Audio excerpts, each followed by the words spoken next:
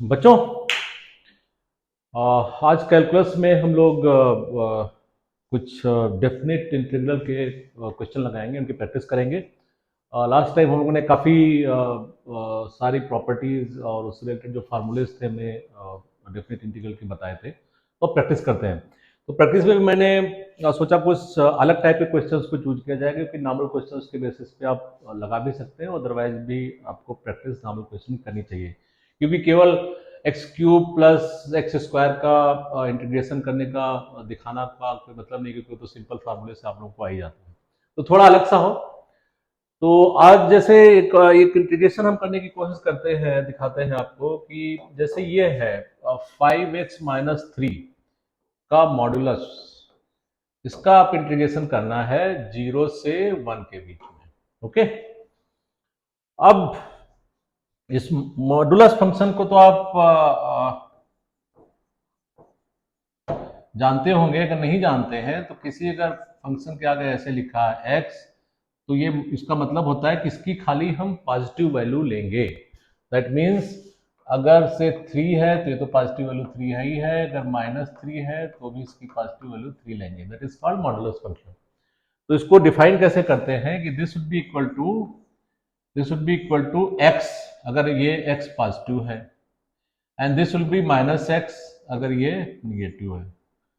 क्योंकि अगर ये निगेटिव है तो इसमें पहले से ही आप -x लिख दो तो माइनस माइनस मिलकर के प्लस हो जाएगा। तो इसको इस तरह से डिफाइन करते हैं। तो दिस इज द फंक्शन। तो उसके बेसिस पे हम जो है ये जो इस फंक्शन को लिखते हैं पूरा। तो 5-x3 is if it is greater than 0, ये total f5 is greater than या इक्वल टू 0, दोनों मैंने कर लिया, क्योंकि दोनों केसेस में जीरो वाला पार्ट इधर भी कंसिडर कर सकते हैं, इधर भी कर सकते हैं, बट नॉर्मली कन्वेंशन से इधर ही कंसिडर करते हैं कि जहां पे पूरी वैल्यू 0 है, क्योंकि इसकी वैल्यू भी तो 0 होगी इस टाइप से। तो इस केस में क्या होगा, when x is greater than 3/5, तो ग्रेटर देन 3/5 मीन्स कि ये पूरा पार्ट जो है पॉजिटिव है। तो x इज ग्रेटर देन 3/5 को हमने ऐसे लिख लिया, ग्रेटर देन 3/5 को ऐसे लिख लिया। And when 5 - x-3 is less than 0, तो this means x is less than 3/5। इस केस में ये माइनस साइन आ गया, हमने ऐसे लिख लिया, जिससे भी मॉडुलस फंक्शन हमने डिफाइन किया था आपको। अब अगर हम लोग ऐसे भी लगा सकते हैं, बट अगर इसमें इस तरह के क्वेश्चन में अगर आप लोग ग्राफ ड्रा कर लिया करें तो उससे काफी कुछ समझ में आ जाता है। तो हम कोशिश करेंगे कि इस फंक्शन का ग्राफ ड्रा करें। इस फंक्शन का ग्राफ क्या होगा, आप वो देखने की कोशिश कीजिए। अब इसमें एक तो ये लाइन आ गई y इक्वल टू 5x-3, और एक ये लाइन हो गई y equal to this. y equal to 5x-3 is for x greater than equal to 3/5, और उससे नीचे वाले के लिए ये आ गया। तो y इक्वल टू 5x-3 को कैसे आप वो करोगे, इसका y एक्सिस पे इंटरसेप्ट से -3 हो गया, और फिर कुछ इस टाइप से हो जाएगा, ये x हो गया, y एक्सिस हो गया। तो ये लाइन हो गई।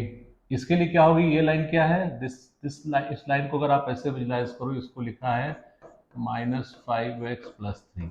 ये 3 मीन्स इतना माइनस, ये ऊपर ही x एक्सिस पे 3 काटेगा, एंड माइनस है, दैट मीन्स उसका जो स्लोप है वो 90 से ज्यादा होगा, कुछ इस टाइप से बनेगा। ठीक है, और ये पार्ट 3/2 हो जाएगा, तो 3/2 पे ये भी 0 है, ये भी 0 है, तो ये x इक्वल टू 3/5 पे दोनों y इज इक्वल टू 0, तो y इक्वल टू 0 है, तो ये हो गया ग्राफ। अब हमें क्वेश्चन करना है, क्वेश्चन में करना क्या है ये आप जानने की कोशिश कीजिए। क्वेश्चन में हमें ये करना है कि हमें ग्राफ वो ये एरिया निकालना है 0 से 1 के बीच में।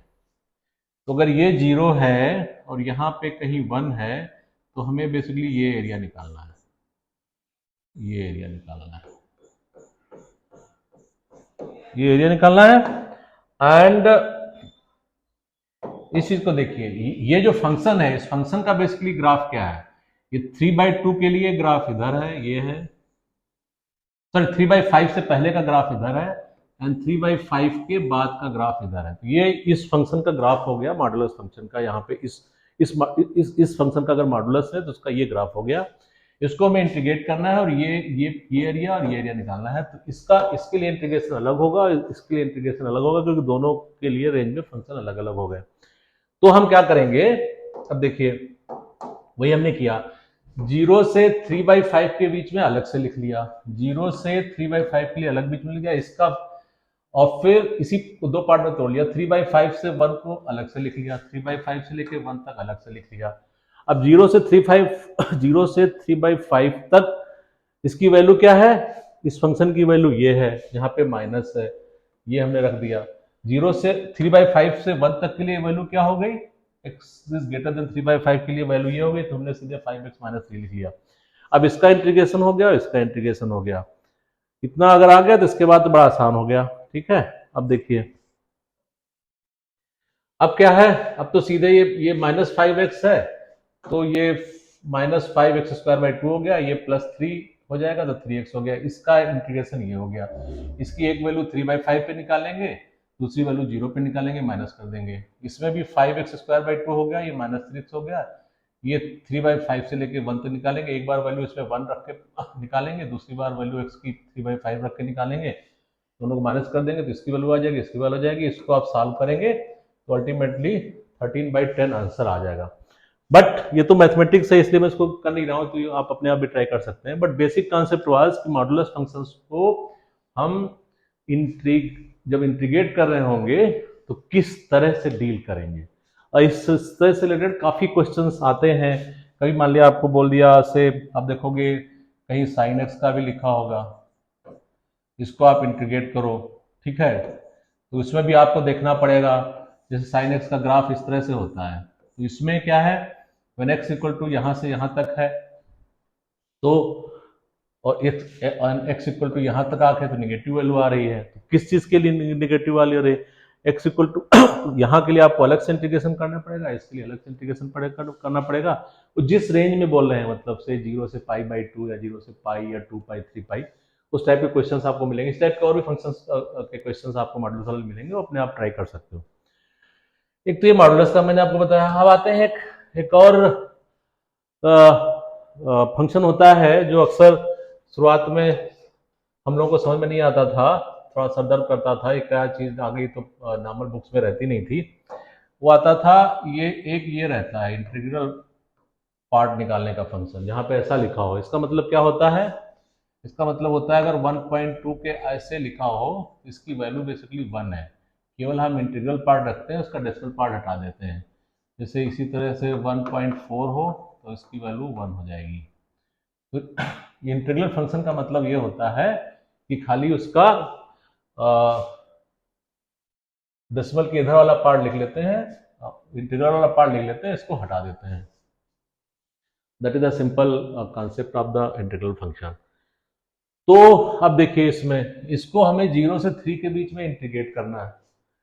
तो अब ये इंटीग्रल फंक्शन को कैसे, पहले तो इसको हम अलग अलग रेंज में डिफाइन करेंगे। तो अगर आप देखिए 0 से लेके आप चलोगे 1 तक, तो इसमें इंटीग्रल पार्ट क्या होगा, ओनली 0 होगा, इसमें केवल 0 होगा, क्योंकि 0.1 होगा, 0.2 होगा, 0.3 होगा, 0.5 होगा, तो जस्ट 0 से 1 तक, उससे पहले वाले पार्ट में वो होगा। फिर 1 से लेकर के 2 तक क्या होगा, इसमें 1.1, 1.2, 1.3, 1.9, तो इसमें इसकी वैल्यू क्या होगी, 1 हो जाएगी। फिर 2 से 3 का करते हो तो 2.12, तो इसकी वैल्यू 2.1, 2.23, तो अगर मान लिया 2.9 लिखा है तो इसकी वैल्यू भी 2 आती है खाली इंटीग्रल पार्ट की, तो यहाँ पे इसकी वैल्यू 2 हो जाएगी। इसका बेसिकली अगर ग्राफ देखोगे तो इस टाइप का ग्राफ आता है, 0 से 1 के बीच में इसकी वैल्यू क्या होगी, 0 से 1 के बीच में वैल्यू 0 है, एक्स एक्सिस वाई एक्सिस, हम y इक्वल टू इसका ग्राफ बना रहे हैं, तो 0 से 1 के बीच में इसकी वैल्यू क्या है, 0 है, ओके। फिर 0 से 1, x की वैल्यू अगर 1 से 2 के बीच में है तो इसकी वैल्यू 1 ही रहेगी, ये 1 हो गई, ये 2 हो रहेगी। फिर 2 से 3 के बीच में है तो इसकी वैल्यू 2 हो जाएगी, ये 1 हो गई, ये 2 हो गई। इस तरह से इसका ग्राफ बनता है फंक्शन का, ठीक है। तो अब इस अगर इतना क्लियर हो गया तो फिर तो आसान हो गया। अब इसको यही करेंगे हम, 0 से 1 में अलग इंटीग्रेट करेंगे, 1 to 2 में अलग इंटीग्रेट करेंगे, 2/3 में अलग इंटीग्रेट करेंगे। एंड अब 0 से 1 के बीच में इस फंक्शन की वैल्यू क्या हो गई, दैट इज 0। 0 से 1 के बीच में वैल्यू 0 हो गई, 1 to 2 के बीच में वैल्यू क्या हो गई, 1 हो गई, 2 to 3 के बीच में वैल्यू क्या हो गई, 2 हो गई। तो बेसिकली ये इंटीग्रेशन इस तरह के 3 इंटीग्रेशन में टूट गया, 0 से 1 के बीच में अलग, 1 से 2 के बीच में अलग, 2 से 3 के बीच में अलग। अब ये इसका 0 का इंटीग्रेशन 0 ही होता है, 1 का इंटीग्रेशन x हो जाएगा, इसका इंटीग्रेशन 2x हो जाएगा। इसकी वैल्यू 1 से 2 में पहले इसको 2 पुटअप करोगे तो 2 आ जाएगी, फिर 1 पुटअप करोगे 1 हो जाएगी, 2 माइनस 1 हो जाएगा। इसमें पहले 3 पुटअप करोगे तो 6 हो जाएगा, फिर 2 पुटअप करोगे minus 6 minus 4, this is equal to total, इसका सम इज इक्वल टू 3। तो 3 वुड बी द आंसर। तो ये तो खैर सिंपल वाला पार्ट है, इसका मैथमेटिकल पार्ट नीचे, बट बेसिक कॉन्सेप्ट वाज कि ये जो फंक्शन कहीं पे दिखता है तो उसके साथ कैसे डील करोगे। तो उसको भी बेसिकली आपको पार्ट पार्ट में तोड़ना पड़ेगा, एंड हर पार्ट में क्या वैल्यू आती है उस हिसाब से आपको इंटीग्रेट करना पड़ेगा। इसमें कहीं सिचुएशन ये भी आ सकती है कि एक्स स्क्वायर लिखा हुआ है, तब क्या करोगे। तो आपको देखना पड़ेगा कि एक्स स्क्वायर का वैल्यू कहाँ कहाँ तक, जैसे 1 to √2, सॉरी 1 to √2, तो 2 इसका भी पार्ट आपको देखना पड़ेगा कि कहाँ कहाँ से ये वैल्यू से कौन सा एक्स स्क्वायर का वैल्यू जो है जो से 1 से पहले तक पड़ता है, फिर 2 से पहले तक पड़ता है, उस हिसाब से इसको भी आपको डिफाइन करना पड़ेगा, एंड देन उसको भी आपको इंटीग्रेट कर सकते हो। ठीक है, जैसे एक एग्जाम्पल इसमें हम बता दें, जैसे अगर x की वैल्यू सपोज कीजिए 1 से √2 है के बीच में है, तो क्या है, दैट मीन्स ये एक्स स्क्वायर की वैल्यू क्या हो जाएगी, एक्स स्क्वायर हो जाएगा 1 से 2 के बीच में। तो इस रेंज के बीच में इसकी वैल्यू कितनी हो जाएगी, एक्स स्क्वायर के मॉडल्स की वैल्यू हो जाएगी 1। इस तरह से आप बेसिकली डिफाइन करोगे इस फंक्शन को भी, तो उसके भी आप इंटीग्रेशन लगा सकते हो। अब आते हैं एक क्वेश्चन और ट्राई करते हैं। सपोज कीजिए इस टाइप का एक क्वेश्चन है जिसमें हमें π/6 लेके π/3 के बीच में इसको 1/1 प्लस रूट cot x को इंटीग्रेट करना है। अब इसमें हमें थोड़ा ये मैंने देखा कि इसमें अगर दिमाग लगाया कि 5/3 plus 5/6, this is equal to what, this is equal to 6, this is equal to 6, 2 pi plus 1 pi, that is equal to pi by 2, pi by 2। तो अगर pi by 2 आ रहा है, इसका मतलब कहीं ना कहीं, पता है आपको साइन कास फंक्शन में pi by 2 sine sine pi by 2 minus a is equal to cos a हो जाता है, इस टाइप का जो चेंज होता है।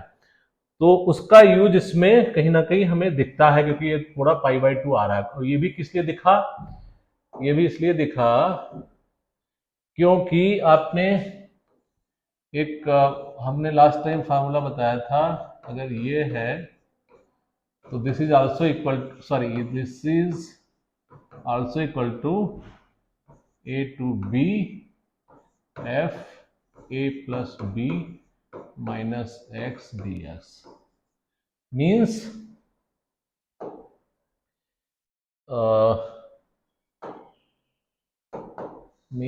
अगर ये है एफ एक्स डी एक्स है ए टू बी के बीच में, तो अगर x की जगह पे a और b का a plus b minus x d x रख दें तो दोनों की वैल्यू बराबर होगी। तो इसका हम यहाँ पे इस फार्मूले का यूज करेंगे और उसके बेसिस पे क्वेश्चन लगाएंगे। अब देखिए 1 बाय 1 करते हैं इसको। पहले तो इसको इस पार्ट को थोड़ा हम वो कर लेते हैं, कास और साइन में कास और साइन में डील करना थोड़ा आसान होता है, तो हम कास और साइन में आते हैं। ये π/6 हो गया, ये π/3 हो गया, ये हो गया 1 प्लस cot x को क्या लिख सकते हैं, this is cos x upon sin x dx। This can be written as π/6 π/3। अब देखिए इसको कैसे लिख सकते हैं, ये हो जाएगा root sine x divided by sine x plus cos x dx। ठीक है, ये खाली हमने इसको सिंप्लीफाई करके इस फॉर्म में लिख दिया। एंड ये हम मान के चलते हैं, this is suppose equal to sum I, इसका इंटीग्रल की वैल्यू आई आती है, हम मान के चल रहे हैं।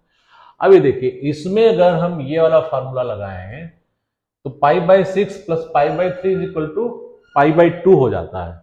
तो इसका अगर हम इसमें फार्मूला लगाए हैं तो ये क्या हो जाएगा, π/6 से π/3, फिर क्या हो जाएगा, ये साइन π/2 माइनस एक्स हो गया। a plus b is equal to π/2, तो π/2 मैंने डायरेक्टली लिख दिया। ठीक है, ये हो जाएगा sine π/2 minus x plus cos π/2 minus x ds। I think इसमें कोई डाउट नहीं होना चाहिए, सिंपल केवल मैंने ये फार्मूला का यूज किया है और ये आ गया। अब अगर इसको हम सॉल्व करें तो ये क्या आ जाता है, π/6 π/3, ये हो गया cos x, ये cos x हो गया, नीचे वाला ये वाला cos x हो गया और ये वाला sin x हो गया। तो नीचे बेसिकली वैसे ही रहा जो डिनोमिनेटर था, ओनली थिंग ये साइन वाला cos बन गया, cos वाला sin बन गया, तो ये आ गया। तो दिस इज, ये हमने बोला था आई है, तो ये भी आई ही है। ठीक है, इंटीग्रेशन। अब देखिए ये और ये, इसकी वैल्यू इसकी वैल्यू दोनों की वैल्यू आई ही है, क्योंकि उसी को हमने चेंज किया है। आई इक्वल टू दिस, इसमें ये a plus b minus x का फॉर्मूला लगा, ये आ गया। तो अगर हम 1 और 2 को जोड़ दें, अगर 1 एंड 2 को ऐड कर दें तो क्या होगा,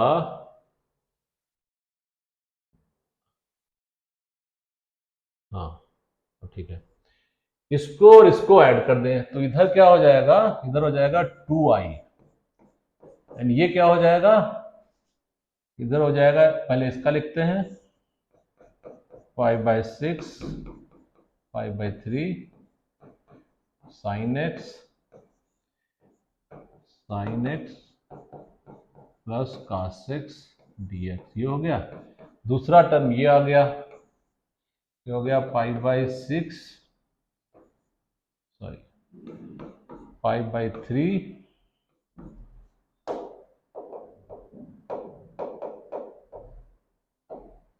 ये हो गया π/3 एंड ये हो गया cos x, second term is cos x sin x plus cos x dx, ये हो गया। खाली हमने ये और इस टर्म को ऐड करके ऐसे लिख दिया है। अब देखिए ये हो गया, अब एक ये हो गया, ये पार्ट, सॉरी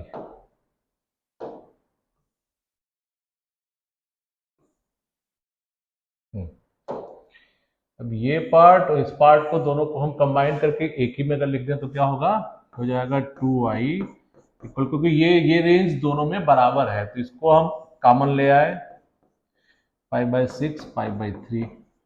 अभी देखिए इसको ऐड करोगे तो ये sin x हो गया, क्योंकि डिनोमिनेटर सेम है, ऊपर न्यूमरेटर सिंपल ऐड हो जाएगा, divided by sin x plus cos x dx।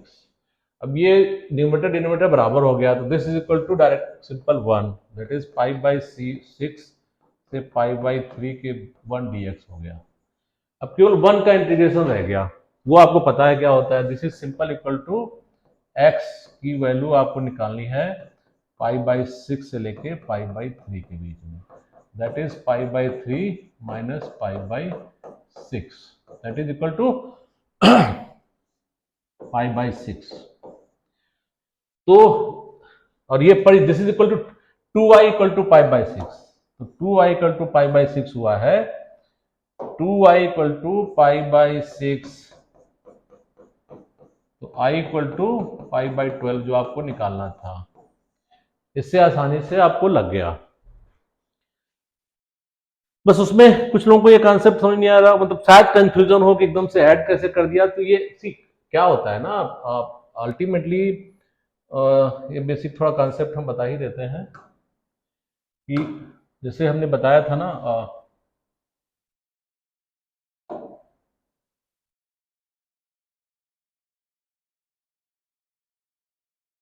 कुछ लोगों को लग रहा होगा कि ये दो दो प्लस करके ये कॉमन, ये मान लिया कुछ हो और ये हो, तो ये दोनों एक में कैसे आ सकते हैं? ये आ सकते हैं क्योंकि अल्टीमेटली हमने बताया था कि ये तो क्या है, ये जो पार्ट है ये वाला, ये तो सब का ही पार्ट है ना। एक्स वाई जेड इन्फिनिटी तक के तमाम एलिमेंट को आपने सम किया है, तो अब वो दो अलग अलग सम है, तो उनको कंबाइंड सम तो एक, जैसे ए प्लस बी सम होता है या सी होता है, तो उसको ए प्लस बी को चाहो तो पहले कर लो, सी को बात कर लो, या इसको पहले कर लो, इससे कर लो, तो वो प्लस आप किसी भी दो इंटीग्रल को साथ में कंबाइन कर सकते हैं। ओनली कंडीशन इज कि वो रेंज भी सेम हो, ये वाली जो रेंज है वो सेम हो, तो आप उसको कर सकते हैं। आई थिंक इस तरह से और भी क्वेश्चंस होंगे, आप प्रैक्टिस करिए, हम लोग फिर से लगाएंगे। Thank you.